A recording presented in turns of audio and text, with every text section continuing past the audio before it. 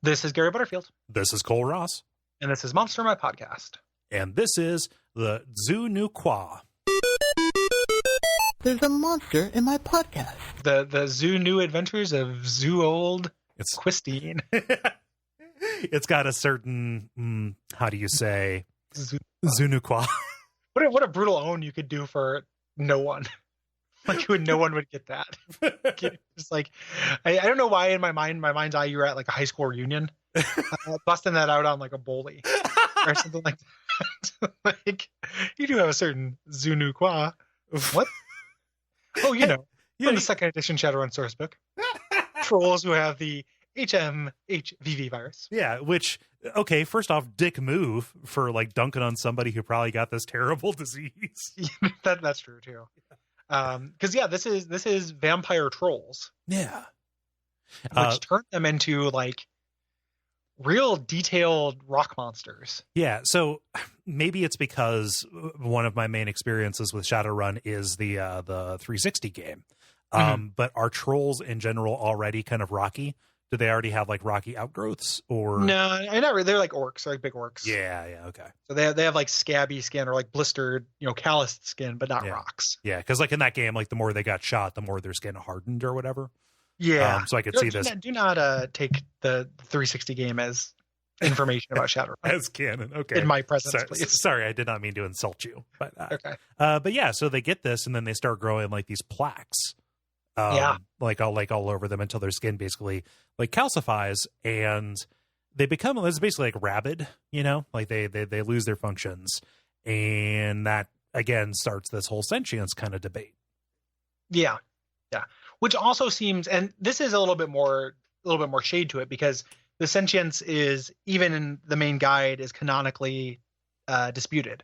Yeah, like some jurisdictions there are like bounties for these things, right? And like, some of them it's illegal to kill them. Yeah, and I love that. I love where like the legality of these things' status becomes a part of the story, right? Yeah, that's a big Shadowrun like appeal thing that kind of grounded a little bit of real world. Yeah, because like I could see an argument like, okay, these are trolls who get sick, like they shouldn't be hunted down and killed. Like, yeah, they're going to be dangerous to people, but also they should be pitied.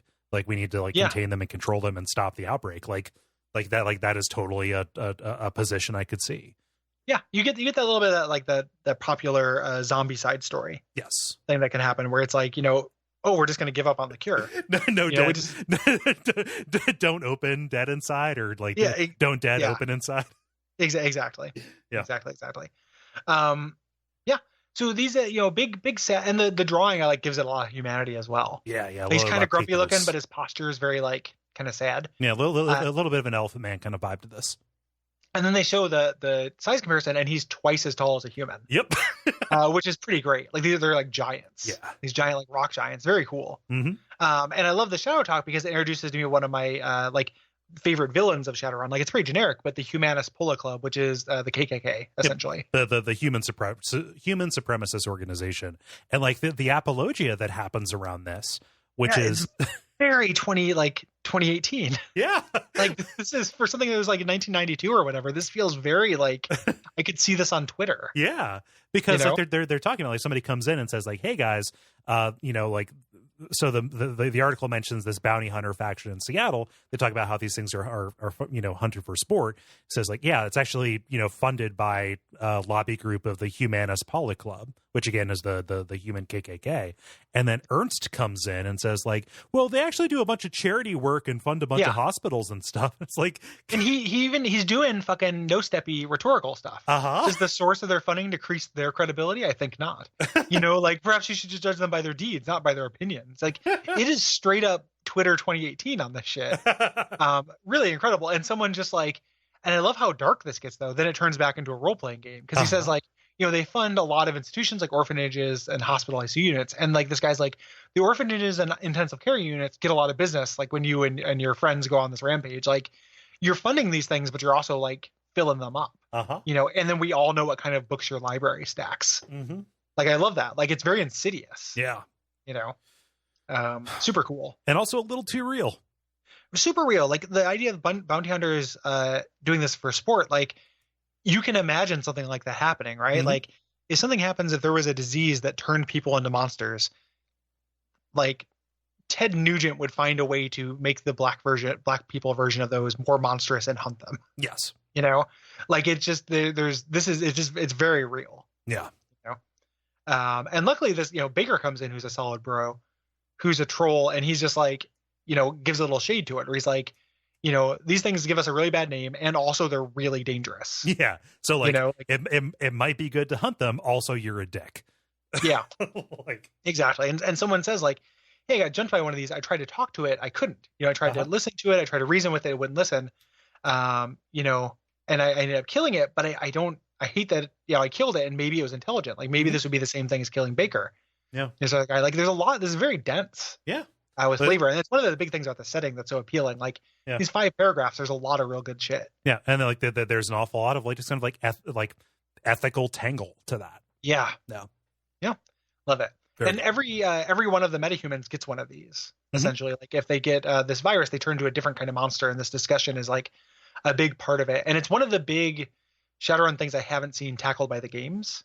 Like you run into the Humana Club, the KKK in the first game, I want to say, but it's not about this kind of stuff. Right. It's a big thing I associate with the setting that has not been done yet. I would love for someone, whoever gets the license next, or if Hairbrain makes another game, for them to deal with this kind of shit. Yeah.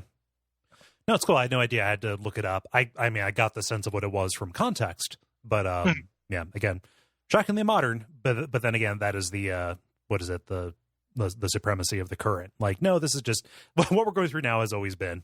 So. Yeah. It is. I just love that it takes place on a message board, so it actually looks like a Twitter conversation to me. And also, you know, they do that serious damage as well. Things are nasty. Yeah. Well, they're twice as big as you and covered in rocks. That's true. If somebody was even as big as me and owns a rock, then they will do serious damage as well. Also, if they're friends with the rock. Yeah, if they're friends with the rock, own a rock, or a Vindai rock, then I am dead. Brought to you by our backers at patreon.com/DuckFeed.tv.